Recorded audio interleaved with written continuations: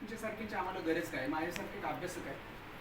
मुळातच आमचा रिक्षा चालक दर वर्षाला 10,000 रुपये येणं ते RTOच्या कडे भरतोय, पासिंग, इन्शुरन्स वगैरे सगळं.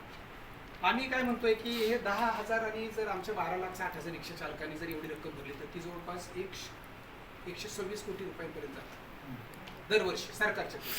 बघा तुम्ही आता 800 रुपयाप्रमाणे 500 रुपये आणि प्रतिवर्षी 300 रुपये, 800 रुपये धरले तर 12 लाख रिक्षा चालक आहे. 12 लाख रिक्षा चालक गुणिले 800, 96 कोटी रुपये आमचे तुमच्या सारख्या व्यक्तीजवळ जाणार आहे. सरकार आम्हाला त्याच्यात फक्त 50 कोटी देणार आहे. म्हणजे त्याच्यातले काय करणार आहे, 50 कोटी टाकणार आहे आणि 46 कोटी बाजूला इतर कामासाठी ठेवणार आहे. म्हणजे आमचंच आम्हाला देत आहे सरकार. मग आमचं म्हणणं आहे का की सरकार जर देत असेल तर सरकारने आईची भूमिका द्यावी. त्यासाठी आमचं म्हणणं काय की 800 रुपये आम्ही भरायला तयार आहोत, याबद्दल आमचं दुमत नाही. पण का भरावेत आजपर्यंत कुठलेही मला एक शासन दरबारी आपण सांगावं की एकतरी महामंडळ असं आहे की जेणेकरून तिथं कामगार कल्याण म्हणून त्यांनी काही त्यांचे पैसे भरले किंवा महामंडळामध्ये अशी काही फी आकारली गेली, तर हे नाही.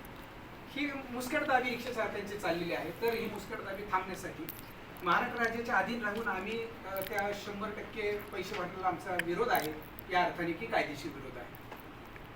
महामंडळ जे झाले की त्या महामंडळामध्ये खरं तर रिक्षा चालकांचे प्रतिनिधी घेऊन RTI माध्यमातून बॉडी डिक्लेअर करून तिथे मुद्दे निकाली काढले पाहिजेत, पण तसं होताना दिसत नाही. आज दुःख वाटतं स्वर्गीय नामदार अजितदादा यांच्या माध्यमातून हे खरं तर कल्याणकारी मंडळ कुठं पाहिलं, पण आज त्याला थोडंसं ब्रेक लागला. हे जर असतील तर जरा वेगळं झालं असतं, पण तरी देखील त्यांची देखील या कल्याणकारी मंडळामध्ये चांगली भूमिका होती आणि आहे त्यांच्या सगळ्या या आमच्या सगळ्या रिक्षा बांधवांची. तर माझं एक विनंती असेल की हे कल्याणकारी मंडळामध्ये 800 रुपये आमचे असू नये. दुसरी गोष्ट, जे काही प्रतिशुल्क 800 रुपये आम्ही रोज देतोय ते, नंतर टॅक्सी चालक ह्याच्यामध्ये सर बरेच टॅक्सी आता बाद झाल्या, त्या टॅक्सीचा मुद्दा सोडून मी रिक्षा चालकांचा घेतो की वार्षिक शुल्क तर आमच्याकडून आकारू नये. आताच कोणीतरी मुद्दा घेतला तो, तर त्याच्या 9 तारखेच्या नंतरचे जे आहेत ते शासन दरबारी आम्ही परत आपल्याला निवेदन देऊ. आणि महत्त्वाचं की ई रिक्षा बारामतीमध्ये भविष्यामध्ये येण्याची शक्यता नाकारता येत नाही. ई रिक्षा आणि तर त्याला परमिट रिन्यू आहे, त्याला बी शेवटी कसं आहे की वाहनांच्या पॉप्युलेशन ऑफ व्हेकल त्याच्यामध्ये ते आहे, तर त्यांना परमिट घेणं गरजेचं आहे. त्यांना वाहतुकीचे सगळे नियम पाळणं गरजेचं आहे, पण ते कागदावर कुठेही येताना दिसत नाही. त्यांना कठोर निर्णय देण्यात यावेत. आमच्या एक बांधवांनी मुद्दा मांडला की ते तर तुम्ही काय करा की शासन दरबारी एक नियम सांगतो, पेन्शन सरकार देते आणि रिक्षा चालक हा परवाना महाराष्ट्र राज्य वाहतूक नियम अधिनियम 1988 कलम 67(3) प्रमाणे तो आपल्याला मिळतो. म्हणजे आपण रिक्षा चालवण्यासाठी तो परवाना कोणी घेऊ शकतो, परंतु घेताना परवाना तो शक्यतो ज्याला व्यवसाय नाही असे ते घेऊ शकतात. ज्याच्याकडे 3 परमिशन ते अगोदर परवाना आपण काढण्याचा प्रयत्न करूया. तो एक आपण वादाचा मुद्दा घेऊ जो आहे ते. सगळ्यात महत्त्वाचं थांबे पण आता सर बऱ्यापैकी झाले. ह्या सगळ्या साधक गोष्टी विचारात घ्याव्यात. आणि आमच्या अध्यक्षांनी जो काही अत्यंत महत्त्वाचा मुद्दा लक्षवेधी मांडला की शक्यतो शासन दरबारातूनच आमच्या अधिकृत संघटनांना एक पत्र किंवा एक मेसेज जरी आला तरी बरं होईल. शेवटी कसं आहे की रिक्षा चालकांच्या प्रती सर आम्ही दोघे काम करतोय.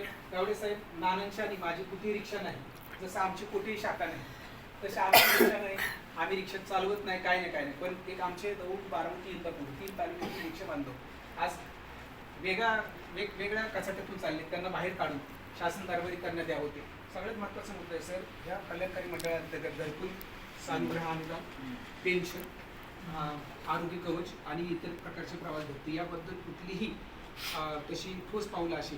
कसं असतं GR काढताना काही गोष्टी अगोदर मांडाव्या लागतात आणि त्यामध्ये आपण कसे साधनपद्धती चर्चा. उदाहरणार्थ आता तुम्ही इकडे शासकीय दरबारी आहात, आम्ही संघटनेच्या, त्याच्यातून मार्ग निघतो, तर तिथे तसं होत नाही. आता तो वरिष्ठ मुद्दा आहे, पण तुमच्यासारख्याच्या कानावर का घालतोय की आम्ही तुम्हाला दिलं तर तुमच्यासारखे अभ्यास अधिकारी मध्ये सांगू शकतो आणि ते निकाली लागू शकतो. तर ते आम्ही नंतर तुम्हाला देऊ. आमच्या ह्या गोष्टींचा आपण स्वीकार करावा, पण तरी देखील एक नियम आहे की कुठलीही गोष्ट असेल तर ती वाचून दाखवावी लागते.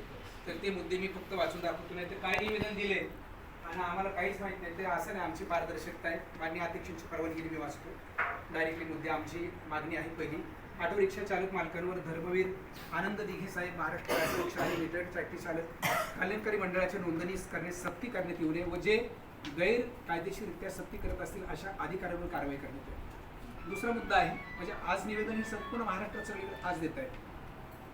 धर्मवीर आनंद दिघे साहेब महाराष्ट्र ऑटो रिक्षा आणि मीटर टॅक्सी चालक कल्याणकारी मंडळात रिक्षा चालकांच्या मालकांच्या नोंदणी करिता प्रवेश शुल्क व वार्षिक शुल्क रद्द करण्यात यावे. व सर्व रिक्षा चालक मालकांची निशुल्क नोंदणी या मंडळ करण्यात यावी।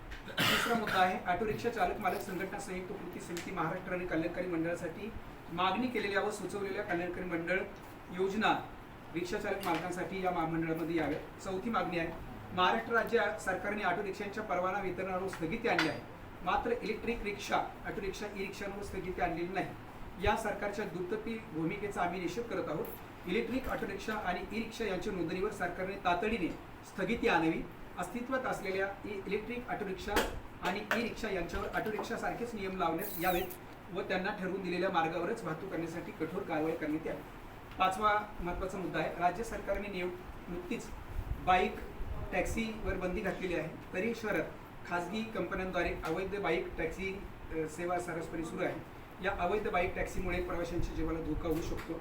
या अवैध बाईक टॅक्सी ती रद्द करण्यात यावी आणि कंपनीवर कठोर कारवाई करण्यात यावी। याच्यामध्ये शशांकराव साहेबांची, भालेकर साहेबांची, माझी आणि नानांची सही आहे। प्रताप सरनाईक साहेबांनी मुद्दा मांडला, परंतु पुणे मुंबईसारख्या ठिकाणी अजूनही ई बाईक चालू आहे। याचा अर्थ काय की महाराष्ट्र सरकारच्या माध्यमातून खरं तर धोरण आखूड लावलं जातं, पण रिक्षा चालकांना कठोर धोरण लावलं जातं। तर याच्यामध्ये रिक्षा चालक आमचा भरडला जाऊ नये, आपल्यासारख्या अधिकाऱ्यांनी याची दखल घ्यावी आणि बारामतीमध्ये पण एक वेगळा इतिहास माइलस्टोन या माध्यमातून आपण द्यावा अशी आपल्यास नम्र विनंती।